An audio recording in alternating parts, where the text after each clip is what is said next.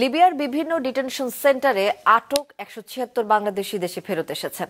আন্তর্জাতিক অভিবাসন সংস্থা IOM এর সহযোগিতায় লিবিয়ার বাংলাদেশ দূতাবাস তাদের দেশে ফেরত পাঠিয়েছে। সকালে বিশেষ বিমানে তারা হযরত শাহজালাল আন্তর্জাতিক বিমানবন্দরে পৌঁছান। এদের বেশিরভাগ মানব পাচার চক্রের খপ্পরে কয়েক লাখ টাকা খরচ করে লিবিয়ায় গিয়ে প্রতারিত হয়ে অবৈধভাবে ইউরোপের প্রবেশের সময় আটক হয়েছেন।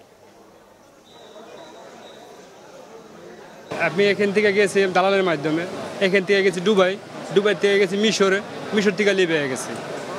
তারপর ওইখান থেকে আপনার 25 দালালে নিয়ে গেছে। গেমের কথা কইয়া ঘরে নিছিল, ঘরে নিলে গেম টেম কিছু দেয় নাই। প্রায় 2 মাস পর্যন্ত গেম করেছিলাম, অনেক কষ্ট হয়েছে। পরে ওই জায়গার থেকে কালা বুশ যেটা কয় লিবিয়ার প্রশাসন, এরা নিয়ে গেছে, নিয়ে যে জেলে আটকে ছিল। জেলে ছিলাম আরো 2 মাস। IOM এর মাধ্যমে আমাদেরকে তারপরে 1 মাস লিস্ট নাম নেওয়ার পরে 1 মাস 17 দিন পরে আমরা ফ্ল্যাটে আজকে দেশ ফিরে আসছি।